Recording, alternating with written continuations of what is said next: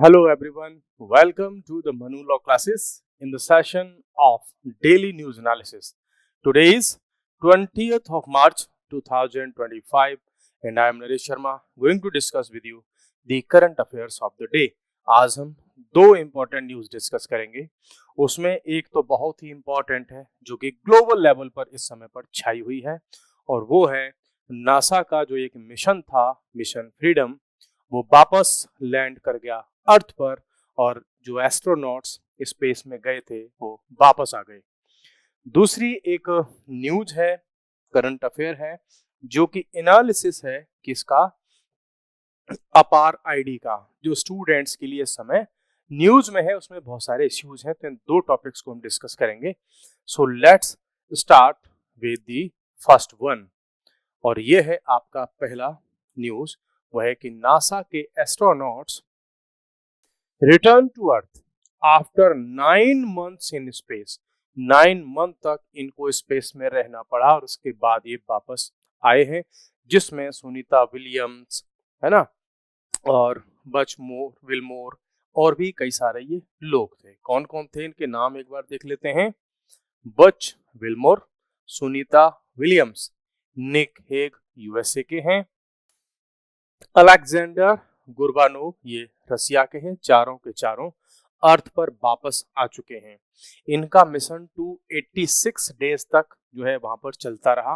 Be careful कि ऐसे ये जो डेज होते हैं, रेयर केसेस में कुछ क्वेश्चंस में ये डेज को डायरेक्टली पूछ लेता है कि कितने दिन तक का इनका ये मिशन था। तो exceeding typical 6 months rotation on international space rotation station. Actually में पहले अब तक का सिस्टम इनका ये था कि जब भी स्पेस मिशन पर कोई जाते थे आईएसएस पर, तो 6 महीने वहां रहते थे और वापस आ जाते थे। लेकिन ये 6 month वाला जो टाइम था उसको क्रॉस कर गए, उससे ज्यादा भी इनका वहां पर रहना पड़ा। कैप्सूल जो री एंटर हुआ अर्थ के एटमॉस्फेयर में, ठीक है, and deployed parachute for a splashdown off the Florida coast. तो जो फ्लोरिडा की कोस्ट है यूएसए की, वहां पर ये पैराशूट के साथ में वहां पर लैंड किए, एक्चुअली में ओशियन में। फ्रीडम ये इसका नाम था उस मिशन का, उसके जिसके थ्रू ये लोग आए।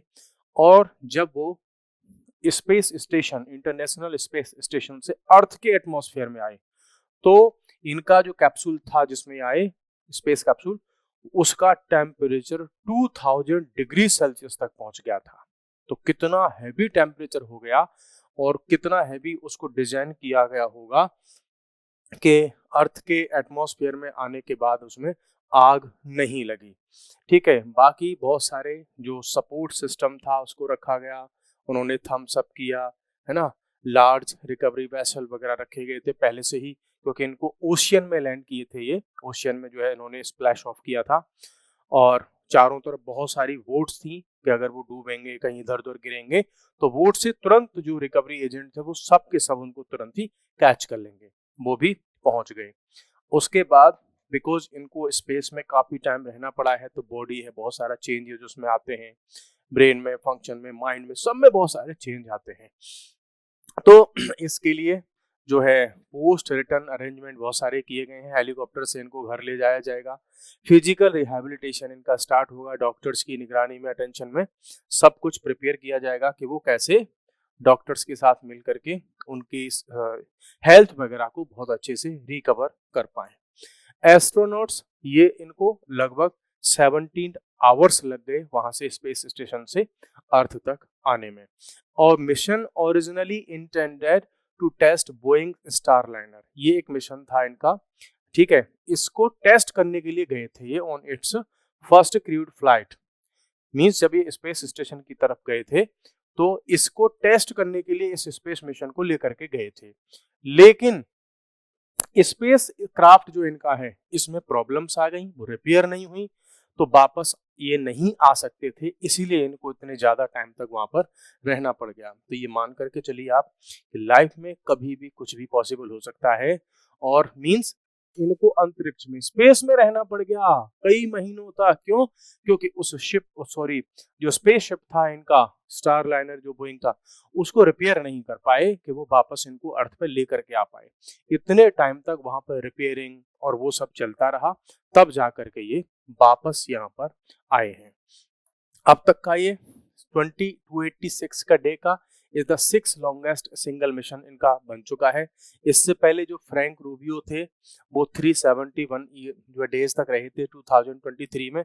अब तक का सबसे लंबा जो रिकॉर्ड है, मींस ज्यादा टाइम तक स्पेस में रहने का रिकॉर्ड, तो वो किसका है? वो है रशियन कॉस्मोनॉट है वलेरी पॉलिकोव, है ना। ये वहां पर रहे थे 437 डेज तक स्पेस में। उस मिशन का नाम हुआ करता था, ये मीर स्टेशन हुआ करता था, वहां पर ये इतने दिन तक रहे थे 437 डेज तक। तो इनका अब तक का सबसे बड़ा क्या है? रिकॉर्ड है।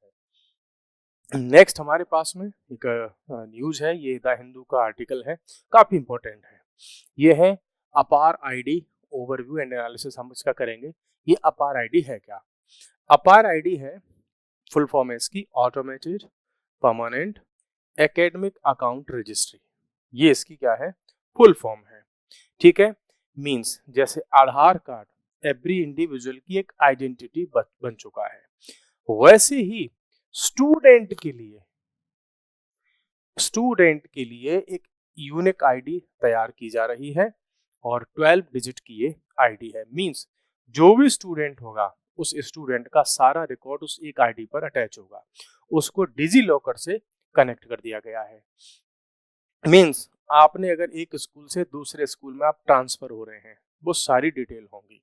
आप किसी एक यूनिवर्सिटी से दूसरी यूनिवर्सिटी में ट्रांसफर लेना चाहते हैं, सारी डिटेल्स होंगी। जो होता है ना टीसी कटवा लेना, ऐसी सारी, आपने कब कौन सा एग्जाम पास किया, उसमें कितने मार्क्स थे, क्या एक्स्ट्रा करिकुलर एक्टिविटीज थी, आपका क्या करेक्टर सर्टिफिकेट था, एक आईडी पर आपका पूरा रिकॉर्ड निकल करके आ जाएगा। मींस आप यूएसए की किसी यूनिवर्सिटी में जो है एडमिशन लेना चाहते हैं, उस आईडी को आप देंगे तो वो एजेंसी सारा डेटा आपका निकाल लेगी कि आप बचपन से कौन से स्कूल में पढ़े, उसके बाद कहाँ गए, कहाँ कौन कौन सी एजुकेशन ली, किस सब्जेक्ट में फेल हुए, किस सब्जेक्ट में कितने मार्क्स आए, सब एक ही आईडी पर अवेलेबल हो जाएगा। तो जो वेरिफिकेशन वगैरह के प्रॉब्लम्स आती थी वो सब इसके थ्रू सेव हो जो है सॉल्व हो जाएंगी। इनका पर्पज है one nation one student ID. एक स्टूडेंट है तो उसकी एक आईडी होगी, सारा कुछ डेटा वहां से इनका निकल जाएगा, है ना। मीन्स आपने मान लो किसी बिहार के किसी कॉलेज में आप स्टडी कर रहे हैं, स्कूल में कर रहे हैं, वहां से दिल्ली यूनिवर्सिटी में आकर के एडमिशन लेना चाहते हो, तो दिल्ली यूनिवर्सिटी आपके डॉक्यूमेंट चेक करेगी, बड़ी लंबी प्रोसेस होती है। तो उसमें क्या हो जाएगा, वहां से आप अपनी अपार आईडी दे दोगे डीयू को, डीयू उस आईडी को चेक करेगी, हाँ है, बस हो गया आपका चेक, सब तुरंत चेक हो गया। क्यों? क्योंकि जिस समय आईडी बन रही है सारा डेटा आपका ऑलरेडी वहां पे रिकॉर्ड किया जा रहा है। आधार कार्ड से इसको रिकॉर्ड जो है कनेक्ट कर दिया गया है आधार कार्ड से, और इसको डिजी लॉकर पर सेव किया गया है, ठीक है। चाहे वो मार्कशीट का डेटा हो, इंस्टीट्यूशन का एफिलिएशन हो कि आप किसी ए नाम के स्कूल में पढ़ रहे थे, वो स्कूल किस बोर्ड से एफिलिएटेड था, ये सारी की सारी डिटेल्स वो एक आईडी पर ही मिल जाया करेंगी। Unified district information system for education plus, ये UDISE प्लस नाम का एक पहले से पोर्टल चला आ रहा था, आम आदमी के लिए नहीं था, ये पब्लिक के लिए। इसको गवर्नमेंट के जो ऑफिशियल्स हैं, जो एजुकेशन डिपार्टमेंट के, उनके पास में इसका एक्सेस होता था डिस्ट्रिक्ट लेवल पर कि उस डिस्ट्रिक्ट में कितने स्कूल्स हैं, कितने स्टूडेंट्स हैं, कहाँ कहाँ पर कौन कौन सा स्कूल किस बोर्ड से एफिलिएटेड है, सारा डेटा डिस्ट्रिक्ट एजुकेशन डिपार्टमेंट के पास में होता है। तो यहाँ से ही इस डेटा को आधार कार्ड के साथ में लिंक करके अपार आईडी इसकी क्रिएट की जा रही है, जो कि 12 डिजिट की है। पर्पज, आई होप कि बताने की अब आपको रिक्वायरमेंट नहीं होगी कि पर्पज इसका क्या है। कि पर्पज है फैसिलिटेट रैपिड प्रोसेसिंग, की फास्ट प्रोसेसिंग हो स्टूडेंट की, वेरिफिकेशन ऑफ एकेडमिक ट्रांसक्रिप्ट, क्या उसने रीड किया, क्या सब्जेक्ट वगैरह थे, सारा detail, part of the national education policy, ये इसी का एक पार्ट है, जिसको हम जैसे अदर कंट्रीज में ग्लोबल लेवल पर चीजें चल रही हैं वैसा ही स्टैंडर्ड हम इंडिया में भी सेट करना चाहते हैं। Education ministry has encouraged also under the CBSE to achieve 100% saturation. Education ministry का ये कहना है CBSE के साथ कि भाई कोशिश करें कि ज्यादा से ज्यादा स्टूडेंट्स 100% स्टूडेंट्स इसमें एनरोल कर जाएं। लेकिन हाँ, ये मैंडेटरी उस तरीके से नहीं है, तो इस पर इन्होंने कुछ एनालिसिस किया है ऑफिशियली अपार इज नॉट मैंडेटरी इसके डॉक्यूमेंट से रिलेटेड, लेकिन फिर भी सीपीएसई या जो अदर हैं उनमें ऐसा लग रहा है कि जैसे कि इसको कंपलसरी कर दिया गया है। बिकॉज मैंडेटरी अगर आप करोगे तो उसमें आपको कोई लॉ कोई एक्ट कुछ तो बनाना पड़ेगा। कुछ स्टेट्स में तो ये कंपलसरी की तरह ही चल रहा है, जैसे कि उत्तर प्रदेश, वो बच्चों को पेरेंट्स को इस तरह से पुश कर रहे हैं कि भाई आपको इस पर रजिस्ट्रेशन कराना ही कराना है ना। अब हो क्या रहा है कि इस पर ना तो कोई एक्ट है डाटा की सिक्योरिटी का, क्योंकि इतना सारा डेटा आप स्टूडेंट्स का बच्चों का कलेक्ट कर रहे हो, उस डेटा की सिक्योरिटी पर कौन सा लॉ है जिस लॉ के थ्रू इस डेटा को आप प्रोटेक्ट करोगे। पहली इसमें जो प्रॉब्लम है, जो अगर हम इसकी प्रॉब्लम्स पर नजर डालें तो क्या क्या प्रॉब्लम्स इसमें हैं। तो फर्स्ट प्रॉब्लम तो है इनकी कि लैक ऑफ क्लैरिटी, कि इस पर कोई लॉ कोई कानून कोई लीगल नोटिफिकेशन ऐसा कुछ है ही नहीं। बिकॉज आरटीआई जब लगाई गई थी तो वैसा कुछ डेटा कई महीनों तक तो वो घुमाती रहे गवर्नमेंट के ऑफिशियल्स कि भैया ये जो आप अपार आईडी बना रहे हो इसका क्या लॉ है, क्या रूल्स रेगुलेशन है, कौन सी मिनिस्ट्री क्या चला रहा है, उस पर किसी ने कुछ दिया नहीं। फिर था इंटरनेट का फ्रीडम फाउंडेशन, इसी ने वो आरटीआई लगाई थी। टीचर्स के भी बहुत सारे क्वेश्चन हैं कि necessity of APAR as data is already collected through the UDISE, means आपको फिर अपार आईडी के लिए अलग से डेटा की क्या रिक्वायरमेंट है, जबकि पहले से ही इस पर ये सारा का सारा डेटा अवेलेबल है। Digital personal data protection act 2023 जो प्रोहिबिट करता है, रोकता है tracking and behavioural monitoring of children. Because इस एक्ट में पहले से ही रखा गया कि बच्चों की छोटी छोटी चीजें जो बिहेवियर वगैरह है उस सबकी आप मॉनिटरिंग नहीं कर सकते।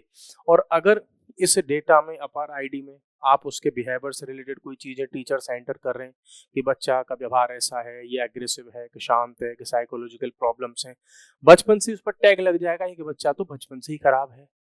तो ऐसी चीजों के लिए हमारे पास ऑलरेडी है, लेकिन इस पर कोई लॉ नहीं है, इसकी सबसे बड़ी प्रॉब्लम है। हाउ अपार आईडी जनरेटेड, कैसे जनरेट हो रही है।